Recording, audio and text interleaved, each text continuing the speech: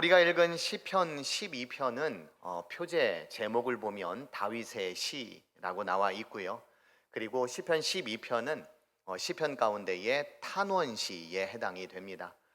시편 안에는 찬양시, 탄원시, 제왕시 등 여러 가지 형태의 시가 있는데 탄원시가 더 많이 있습니다. 예나 지금이나 인생에 있어서 어려움을 겪는 것은 동일한 것 같습니다.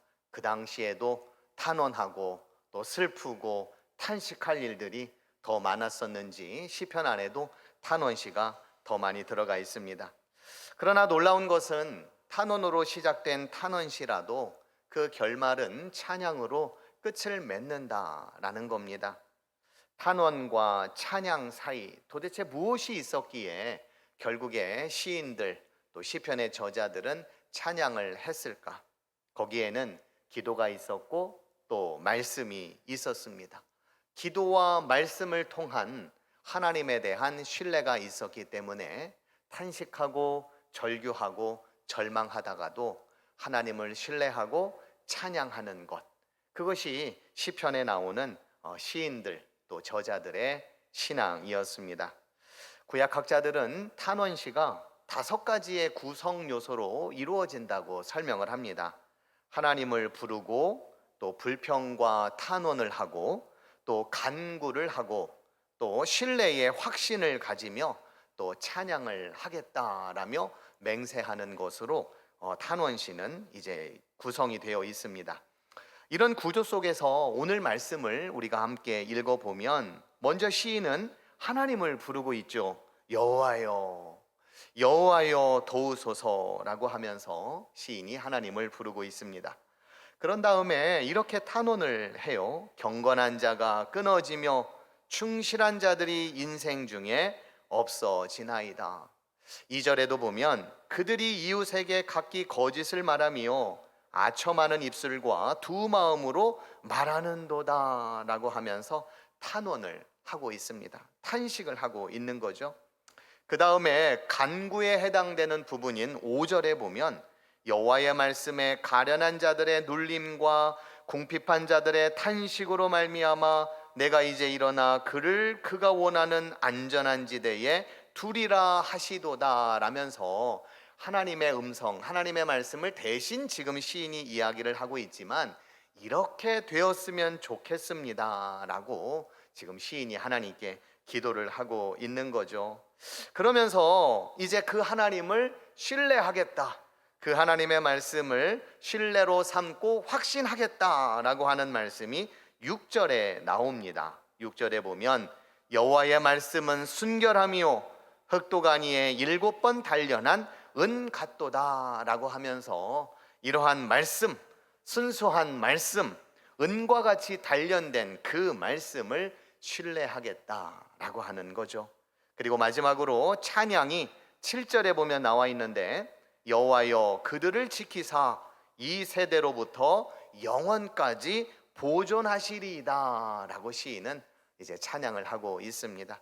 이런 5가지의 형식을 살펴보았을 때에 이 시편의 12편이 탄식시, 탄원시에 해당이 되는 것은 맞지만 그러함에도 불구하고 탄식으로 시작된 시인의 삶이 결국에는 하나님을 찬양하는 것으로 끝을 맺었다라고 하는 겁니다. 여러분들의 삶 속에서도 아마 지금 탄식할 일들이 많은 분들이 있으실 거예요. 하나님 앞에 이 시간에 나와 탄원하고자 하는 것들도 많이 있을 겁니다. 왜 내 인생에 날도 더워 죽겠는데, 날도 뜨거워 죽겠는데 왜 내 인생에 이런 어려움들이 또 닥치는 겁니까? 하며 하나님 앞에 이렇게 탄식하며 기도하고자 이 자리에 오신 분들이 있을 텐데 그 기도가 하나님께 대한 찬양으로 바뀌는 그러한 시간이 되기를 축복드립니다. 여러분들의 인생이 하나님의 말씀에 대한 신뢰함으로 변화되어져서 정말로 잘 헤쳐나갈 수 있고 또 말씀의 능력으로 살아가시는 여러분들이 되기를 또한 축복드립니다. 이제 본문을 통해서 시인이 탄식에서 찬양으로 드리기까지 어떤 상황에 놓여 있었는지 우리가 자세히 한번 살펴보도록 하겠습니다. 먼저 본문 1절의 말씀을 우리 함께 읽도록 하겠습니다. 함께 읽겠습니다. 시작. 여호와여 도우소서. 경건한 자가 끊어지며 충실한 자들이 인생 중에 없어지나이다. 시인이 지금 하나님께 도움을 구하고 있어요. 여호와여 도와주십시오. 여호와여 도와주십시오 라고 하는 그 도움의 내용이 뭐냐면, 경건한 자가 끊어진다. 그리고 충실한 자들이 사람들 가운데에 점점 없어지고 있다라고 하는 이 상황에 대해서 하나님께 도움을 요청하고 있습니다. 이 번역을 새 번역과 또 공동 번역, 조금 더 쉬운 번역에 보면은 경건한 자를 신실한 사람 혹은 믿음 깊은 자라고 이렇게 표현을 하고 있습니다. 그러니까 세상이 점점 경건한 사람들, 또 신실한 사람들, 그리고 믿음이 깊은 자들이 점점 끊어지고 있다, 없어지고 있다 하면서 하나님 앞에 탄식하며 기도를 하고 있는 겁니다. 경건이라고 하는 이 말은 그리스어로 유세베이아라고 하는 말인데요, 잘 섬긴다라는 의미입니다. 잘 공경한다라고 하는 의미도 가지고 있고, 또 잘 위한다라고 하는 뜻도 가지고 있습니다. 경건은 하나님을 위하고, 또 하나님을 잘 섬기고, 또 하나님을 잘 공경하는 것. 그런데 이런 하나님을 공경하고 섬기고 위하는 모습들이 점차적으로 이 세상 가운데에 끊어져 가고 있는 이유는 무엇이며, 사라져 가고 있는 것은 도대체 무엇입니까? 하나님 도와주십시오 라며 지금 시인은 기도를 하고 있습니다. 하나님을 잘 섬기고 위하는 행위, 그것은 교회 안에서의 모습만을 가지고 판단하기는 어렵습니다. 왜냐하면 예배당 안에서는 너나 할 것 없이 모두가 다 경건해 보이기 때문이죠. 따라서 경건의 능력은 예배당 밖의 일상의 삶 속에서 나타나야 합니다. 다시 말하면 하나님의 말씀을 조차 살아가는 삶, 그것이 바로 경건이라고 할 수 있는데, 이 말씀이 교회 안에서뿐만 아니라 세상 속에서도 실천되어지고 또 사라지는 그러한 삶이 되어질 때에 경건이다라고 말을 할 수 있다라는 거예요.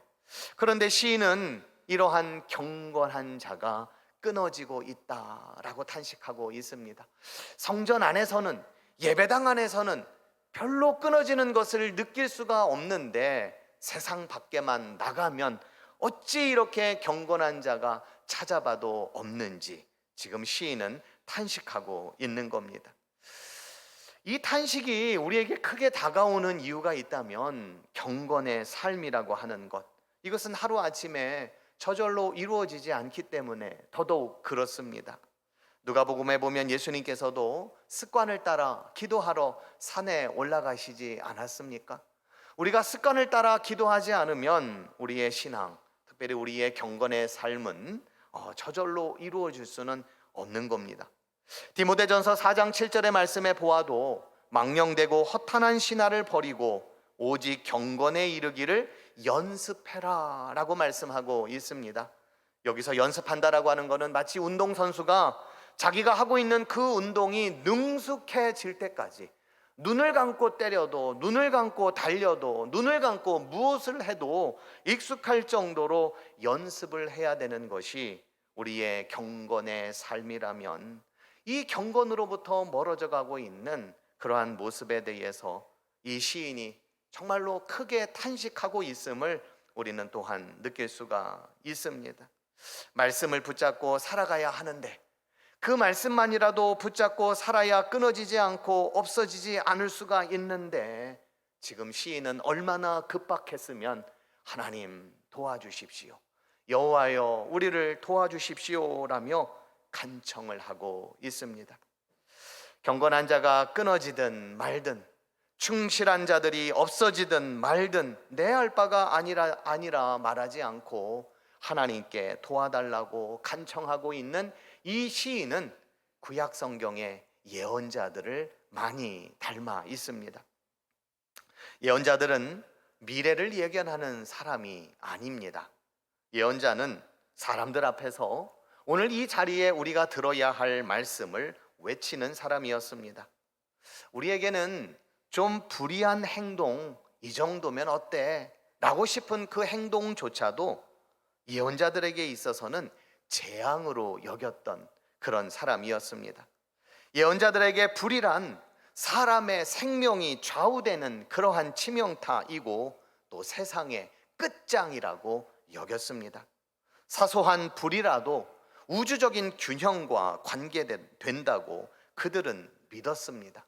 그런데 경건함이 끊어진다, 충실한 사람이 없어진다, 이것은 두말할 나위 없는 재앙이고 인생의 끝장이라고 예언자들은 여겼고, 오늘 예언자적인 정신을 가지고 있는 이 시인 역시도 그렇게 보고 있었던 겁니다. 예언자들이 너무 민감한 거 아니야? 라고 생각할 수도 있습니다. 그깟 사소한 일에 재앙이라고 말할 수가 있으며 이 세상이 끝이라고 어찌 말할 수 있겠는가? 이렇게 말할 수도 있을 겁니다. 그러나 민감하다라고 하는 것은 더 관심하고 더 살피고 더 책임을 진다라고 하는 말과도 같습니다. 그런 면에 있어서 우리 신앙인들은 매사 더욱 민감해야 합니다. 우리 교회를 살펴보면서 민감한 눈으로 바라봐야 되는 거예요. 우리 성도들의 눈빛을 보면서 민감하게 바라볼 수 있어야 합니다. 아무렇지도 않은 듯 살아가고 있는 것 같지만 그 속내를 살펴보면 그 누구보다도 아프고 큰 문제를 갖고 계신다라고 하는 거예요. 최근에도 어떤 분이 어떤 성도님의 어려움에 대해서 이야기를 하시더라고요. 그런데 저는 전혀 몰랐어요. 진짜로 그렇게 어려움 가운데에 놓여 있었나? 그런데 말씀하시는 거나 행동하시는 것이나 사역하시는 것이나 그분의 눈빛을 보면 전혀 그런 것이 아닌데 어떻게 그런 평정심을 가지면서 신앙생활을 해오셨지? 라고 생각하면서 또 제 자신을 돌아봤습니다. 괜찮은 게 아니구나. 그 눈빛이 괜찮은 눈빛이 아니었구나. 조금 더 민감해져야 되겠구나. 조금 더 세심하게 살펴봐야겠구나. 이러다가 우리 교회가 정말로 재앙이나 끝장으로 가지는 않겠지만 그러한 심정을 가지고 우리가 신앙생활을 해야 되는 것은 아닌가 하는 마음을 가져보게 되었습니다. 그런데 경건한 자가 끊어지고 충실한 자들이 없어지는 상황이라면 얼마나 위태로운 상황이겠습니까?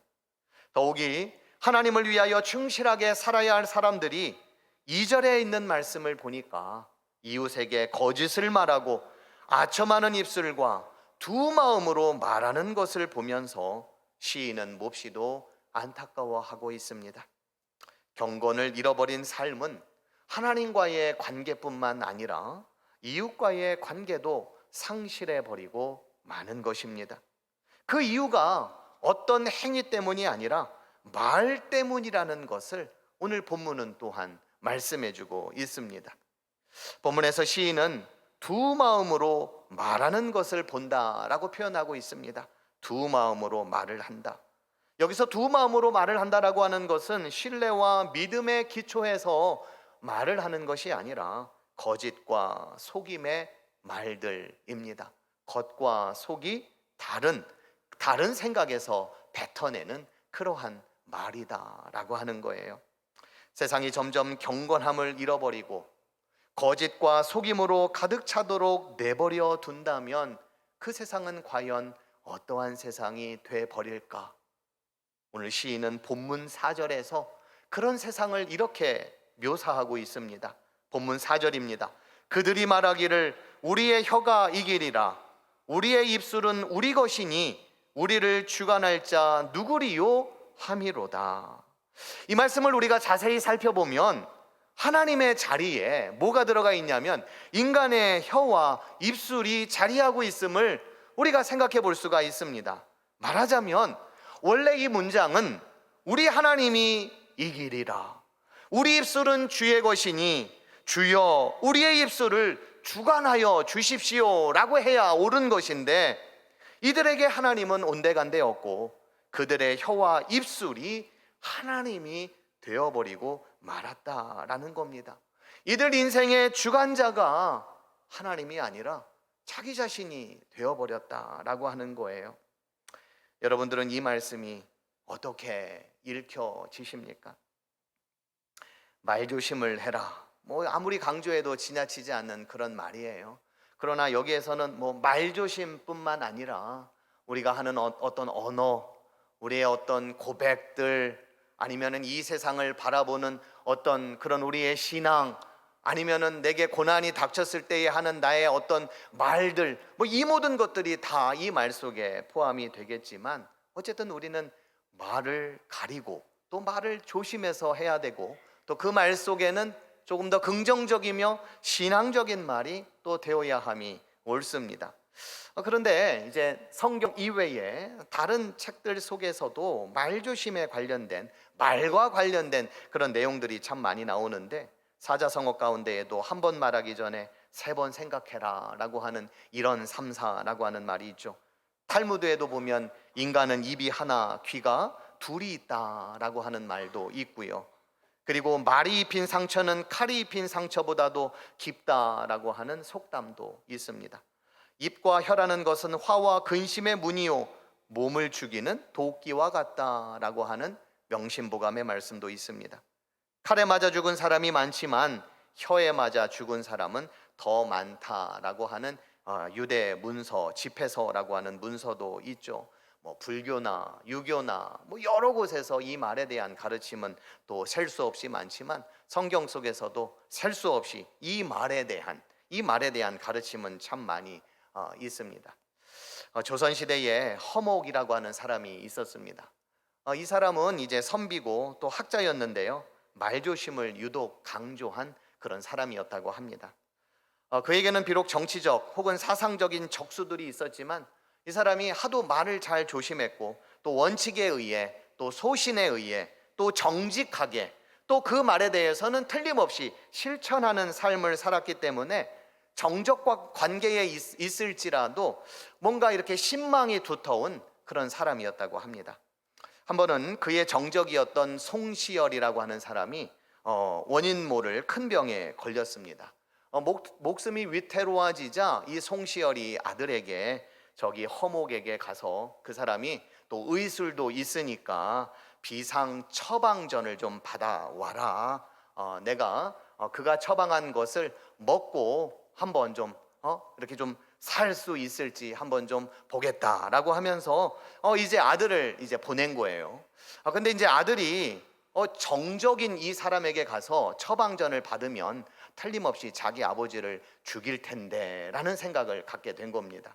그래서 이 아버지에게 만약에 처방전을 받았는데 아버지에게 혹시 좋지 않은 결과가 생기면 어떻게 합니까? 하면서 가기를 꺼려 했던 거예요.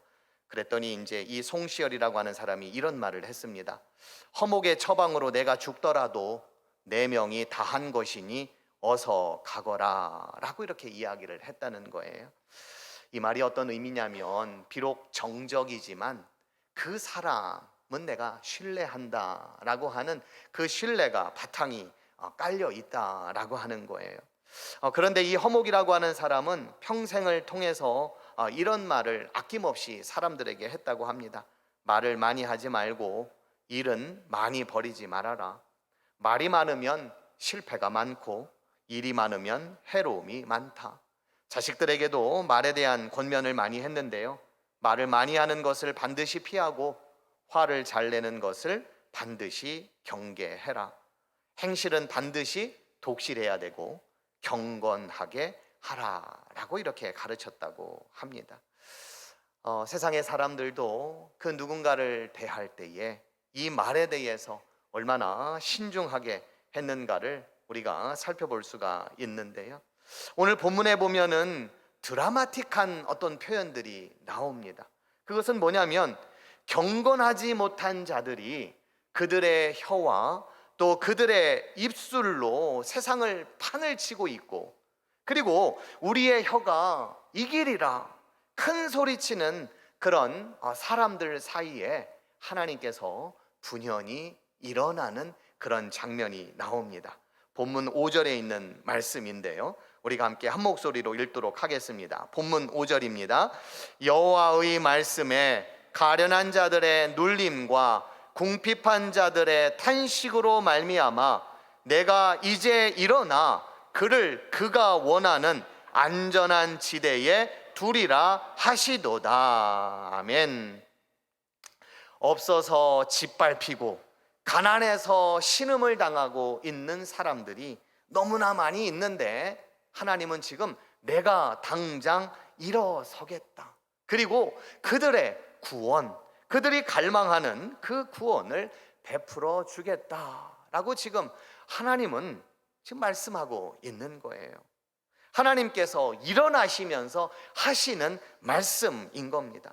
남을 속이는 말, 간사한 말, 속다르고 겉다른 엉큼한 생각뿐인 말들이 판을 치고 있는 이 세상 속에서 그 말 때문에 사람이 죽고, 그 말 때문에 사람이 아프고, 그 말 때문에 사람이 힘들고, 그 말 때문에 사람이 신앙을 잃어버리고, 그 말 때문에 사람이 피폐하게 되어버리는 그러한 세상 속에서 하나님께서는 일어나셔서, 분연히 일어나셔서 내가 구원을 베풀겠다라고 하는 이 말씀을 선포하고 있는 겁니다. 세상의 말들 속에 어떠한 말씀이요? 하나님의 말씀이. 세상에 판을 치는 그 말들 속에서 하나님께로부터 들려지는 그 말 한마디가 세상을 구원하고, 힘겨운 사람들을 구원하고, 억울한 사람들을 구원하고, 인생의 고난을 겪고 있는 사람들을 구원케 하시는 그러한 말씀으로 하나님께서는 일어나셔서 우리에게 베풀어 주신다라고 하는 겁니다. 이 말씀을 들으면 마치 이런 상상을 해봐요. 하나님께서 일어나시며 내가 구원을 베풀리라 라고 하는 이 말 한마디에 온 세상이 잠잠해지는 어떤 그 정적, 내가 일어나 구원을 베풀겠다라고 하는 이 말 한마디에 그 정적 속에서 무언가 꿈틀거리며 무언가 창조적인 그 어떤 일들이 일어나는 것과 같은 그 어떤 모습들, 하나님의 말씀 속에서 얻어지는 그러한 장면들을 우리가 또한 상상해 볼 수가 있습니다. 세상이 제 아무리 힘 있는 말로 우리가 이기고, 우리의 말이라면 누구든 우리를 건드릴 수 없다며 마치 자기들이 세상의 주관자라도 되듯 말을 하지만, 하나님의 말씀은 모두가 갈망하는 구원을 베푸시는 능력이 되신 줄로 믿습니다.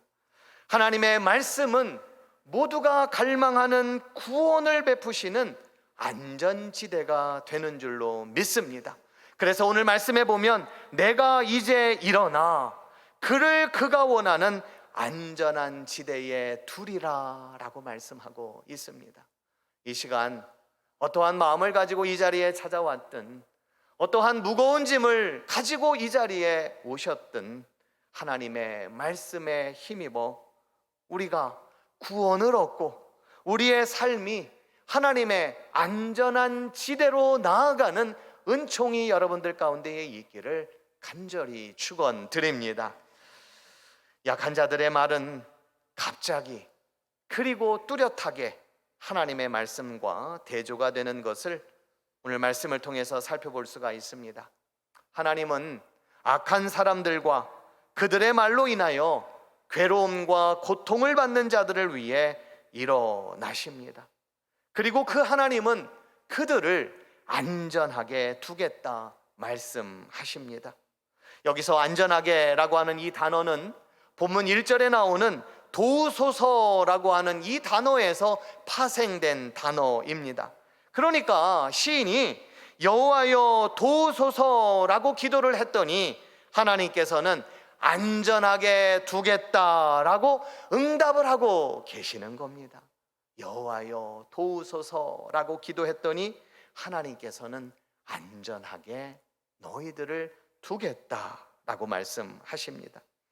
하나님은 우리의 기도를 이처럼 말씀으로 응답해 주시는 분이십니다. 하나님께서는 도와달라는 기도를 외면하시지 않으시고 그 기도를 긍휼히 여기셔서 더 이상 탄식이 없는 안전지대로 옮겨주시는 구원의 하나님이십니다. 그래서 오늘 시인은 본문 6절의 말씀을 통해 하나님의 말씀이 얼마나 위대하시고 얼마나 높으신지를 이렇게 말씀하고 있습니다. 여호와의 말씀은 순결함이요 흙도가니에 7번 단련한 은 같도다. 하나님의 말씀이 얼마나 귀하면, 하나님의 말씀이 얼마나 소중하면 그 말씀의 순결함, 그 말씀이 얼마나 은처럼 단련되어져서 우리에게 주어진 말씀인지를 말씀하고 있는 거예요. 악인들의 거짓되고 간사하고 겉과 속이 다른 말과는 달리 하나님의 말씀은 흙도가니에 7번이나 단련한 은같이 완전하며 순수하며 순결한 말씀인 줄로 믿습니다. 그 말씀을 우리가 의지하며 살아갈 충분한 이유가 있는 말씀인 줄로 믿습니다. 7번 단련한 은 같은 하나님의 말씀, 그 말씀의 신뢰도는 영원토록 보존된다입니다. 그 말씀은 영원토록 보존된다. 그 말씀을 가지고 살아가는 우리 역시도 영원토록 우리의 삶을 보호하시고 보존해 주십니다. 본문 7절의 말씀입니다. 여호와여 그들을 지키사 이 세대로부터 영원까지 보존하시리이다. 하나님의 말씀이 흙도가니에서 7번이나 단련한 은과 같은 말씀이라면 하나님께서 우리에게 그 말씀을 주실 때에는 그냥 내뱉는 말씀은 결코 아닐 것입니다.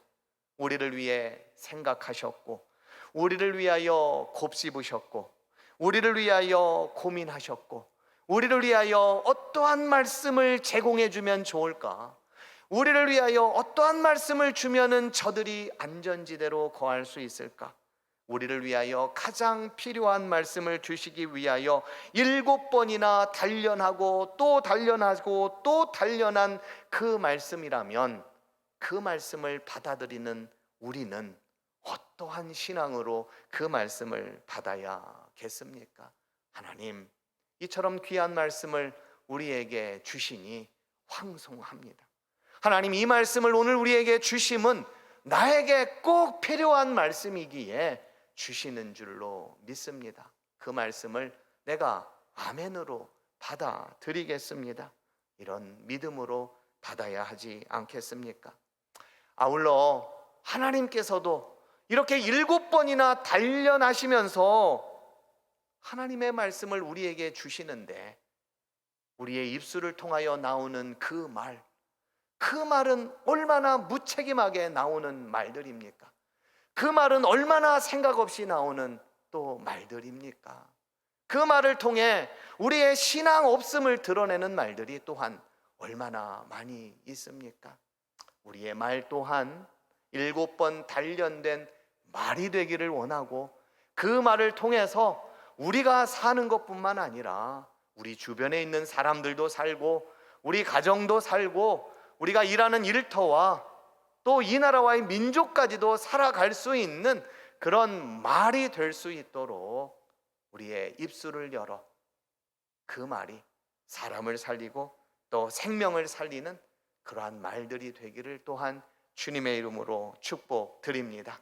이러한 은혜가 저와 여러분들의 삶 속에 가득 넘치시기를 주님의 이름으로 축원드립니다.